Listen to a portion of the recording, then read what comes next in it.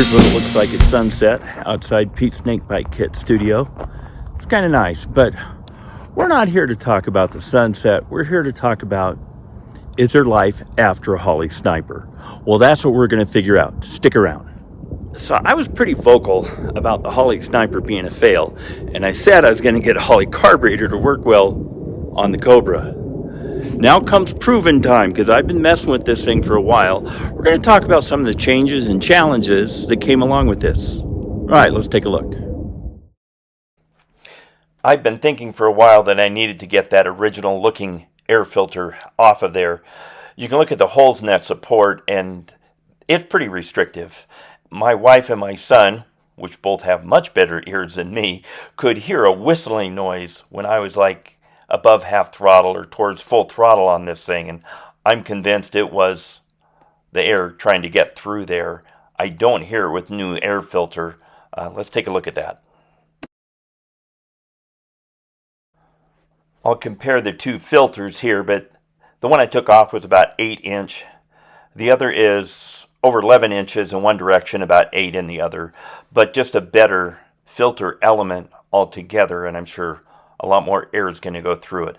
I'm not convinced I have an optimum air filter for the amount of power this can potentially make, but we're better than we were. The air filter that I ended up using is, you can see, oval shaped, and it had an element in the top so the air could go through the sides as well as the top. However, this with the element in it was too thick, and I'm just out of space on this thing. This element was actually touching the bottom of the hood scoop with the engine not running, so we know under a torque condition it'd be poking up on that thing, and we couldn't have that.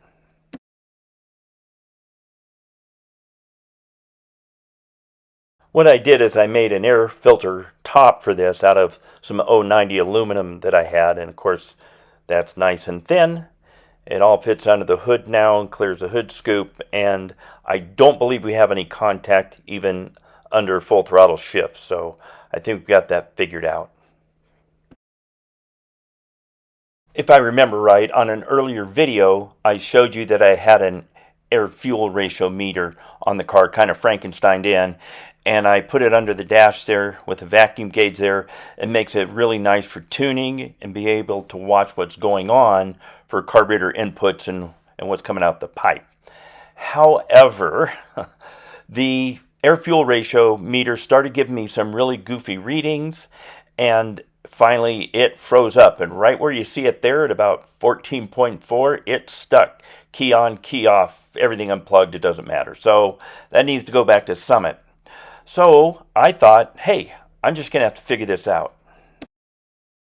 What I did is I took the Holley base settings that it came with, I adjusted for the altitude here, and then I went to work. I mean, I've mentioned before I've tuned more than one Holley carburetor over the decades, and I said, you know I can get this thing close. I just need to trust myself and forget that I've got an air-fuel ratio meter that isn't working real well. Well, I'm going to try anyway. All right, I'll give it a try. No, try not. Do or do not. There is no try. Okay, I've got this thing working well. I'm really happy with it. It makes good power. It idles well. Transition, tip in. It works way better than the Holley Sniper ever did on a good day. The only thing the Sniper could do that this can't is, click boom without touching the gas on a cold day. It does not have a choke. I work around that.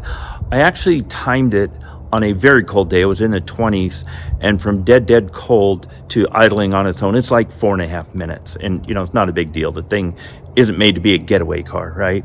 So that part I'm pretty happy with. So it had that air-fuel ratio meter. It worked some of the time. It got me in the ballpark. When I got to where it was close is about when the air-fuel ratio meter gave up.